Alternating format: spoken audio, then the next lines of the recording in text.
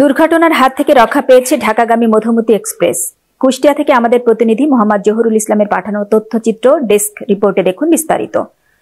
দুর্ঘটনার হাত থেকে রক্ষা পেয়েছে ঢাকাগামী মধুমতি এক্সপ্রেস। স্থানীয় সূত্রে জানা গেছে, রাজশাহী থেকে ছেড়ে আসা ঢাকাগামী মধুমতি এক্সপ্রেস ট্রেনটি ২৬ মার্চ বুধবার সকালে ১৫:১০টায় কুষ্টিয়া কোর্ট স্টেশনে এসে পৌঁছায়।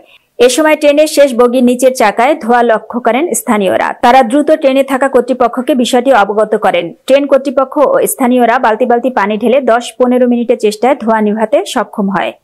এ সময় মধুমতি এক্সপ্রেস ট্রেনের পরিচালক রাকিব খান বিষয়টি নিশ্চিত করে জানান, ট্রেনের ব্রেক বাইন্ডিং হবার কারণে এমন ঘটনা ঘটেছে। এর আগে পোড়াদহ রেলওয়ে জংশনে এ ঘটনা ঘটেছে। প্রতিমধ্যে আবারও এমন ঘটনা ঘটে। মধুমতি এক্সপ্রেস ট্রেনের অ্যাটেন্ডেন্স আজিম বিষয়টি নিশ্চিত করে জানান, এ ঘটনায় যাত্রীদের কোনো প্রকার ক্ষয়ক্ষতি হয়নি। ব্রেক বাইন্ডিং হওয়ার কারণে ধোঁয়ার সৃষ্টি হয়েছে। আশা করি নিরাপদে যাত্রীদের নিয়ে পৌঁছাতে পারবো।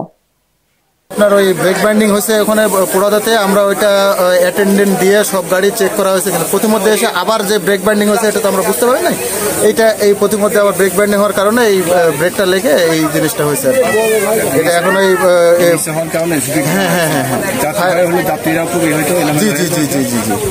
এখন ওই ফায়ার এক্সটিংগুইশার প্রয়োগ করে এটাকে ঠান্ডা করে এখন আমরা হয়ে গেছে, এখন আমরা যাত্রা শুরু করবো।